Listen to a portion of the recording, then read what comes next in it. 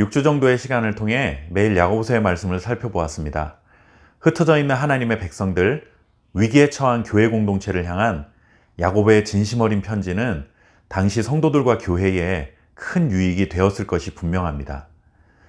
2021년 지금 야고보서가 기록된 당시와 마찬가지로 교회와 성도들이 처한 상황은 그리 녹록지가 않은 것이 사실입니다. 세상 사람들이 교회에 그다지 큰 매력을 느끼지 못하죠. 그 이유가 무엇일까요? 이렇게 말할 수도 있습니다. 세상이 언제 교회에 매력을 가지고 있었느냐, 이렇게 말할 수도 있지만 점점 교회에 대한 비호감이 커져만 가는 그 이유가 분명히 있다는 것을 우리는 알아야 합니다. 물론 세상은 언제나 교회에 적대적이었던 것이 맞습니다. 그러나 야고보는 교회의 적을 세상이라고 말하지 않습니다. 교회를 유혹하는 세상이 교회의 적이라고도 말하지 않습니다. 오히려 교회가 큰 위기를 맞이하게 된 교회의 가장 큰 적은 다름 아닌 교회가 품은 두 마음 때문이라고 지적합니다. 우리가 품고 있는 이 두 마음, 하나님을 향해 전심이 되지 못한 나뉘어 있는 마음, 그것이 교회를 그리고 성도들을 병들고 멸망으로 이끌어가는 중병이라고 말하고 있는 것이죠.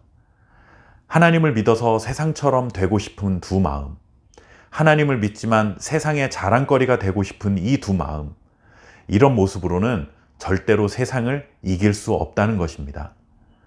야고보서를 지푸라기 서신이라고 부를 만큼 그의 가르침을 교회의 역사가 무시해 왔습니다.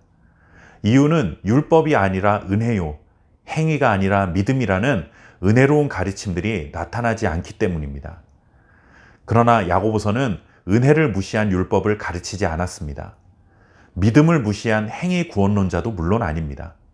그는 세속적인 세상 한가운데서 주님의 재림을 기다리며 치열하게 인내하며 살아야 했던 세상 속에 흩어진 교회와 성도들을 현실적으로 격려해야 했기에 조금은 결이 다른 표현들로 하나님의 말씀을 전한 것입니다. 야고보는 말과 삶이 하나이셨던 예수 그리스도의 가르침을 따라갑니다. 예수님은 하나님에 대한 믿음이 있었기 때문에 하나님의 말씀을 따라 삶을 살아가셨습니다. 예수님은 하나님을 향해 두 마음이셨던 적이 없었습니다.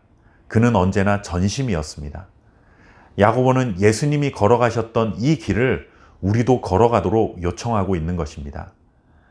우리 신앙의 기초는 언제나 예수 그리스도에 대한 믿음뿐입니다. 이것은 결코 변할 수 없는 우리의 신앙 고백인 것은 분명합니다. 그러나 여러분, 기초만 있으면 끝나는 것이 아니죠.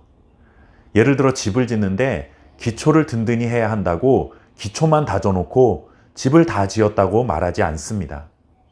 든든한 기초 위에 기둥을 세워야 하고 그 기둥 위에 지붕도 올려야 합니다.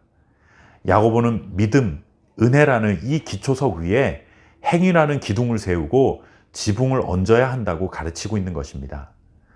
예수 그리스도라는 기초를 놓았는데 그 안에 들어가 보니 온통 세상으로 가득한 집이라면 그곳은 교회가 아니라 세상인 것입니다. 세상에서 만나는 비바람과 벼락을 피하기 위해 교회라는 집에 들어갔는데 지붕은 없고 기초만 있는 곳이어서 세상과 똑같은 비바람과 벼락을 맞아야 한다면 세상 어느 누구도 교회의 매력을 느끼지 못할 것입니다. 참된 안식을 누릴 수도 없고 세상을 이길 능력도 없고 세상으로 가득 채워져 있어서 하나님의 영광과 임재가 채워질 여유 공간이 없는 그런 지붕이 없는 교회가 되어버리고 만다면 과연 교회와 성도는 무엇으로도 세상과 차별화될 수 없다는 것을 알아야 하는 것이죠. 하나님께서 진리의 말씀을 통해 우리를 하나님의 자녀로 낳으셨으니 하나님이 우리 아버지라는 믿음과 함께 아버지이신 하나님의 진리의 말씀을 따라 행하는 삶을 통해 온전한 집을 지어 가야 하는 것이죠. 우리를 적대시해왔고 지금도 우리를 적대시하는 그리고 앞으로도 그렇게 우리를 적대시할 세상 속에서 온전한 집을 완성하는 그날까지 참고 인내하라는 것입니다. 어떤 시련과 핍박과 유혹 속에서도 두 마음으로 나뉘지 않고 세상의 마음을 빼앗기지 않고 영원히 썩지 아니할 하나님의 말씀을 따라 인내하며 살아가면 자비하시고 긍휼이 많으신 하나님께서 온전한 집을 지을 수 있도록 우리를 이끌어 가실 줄 믿습니다.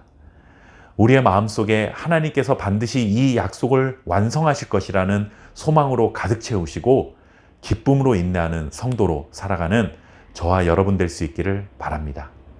이것을 전하기 위해 야고보는 긴 편지의 내용을 우리에게 전해준 것인 줄 믿습니다. 이제 야고보서의 말씀을 마무리 지었습니다.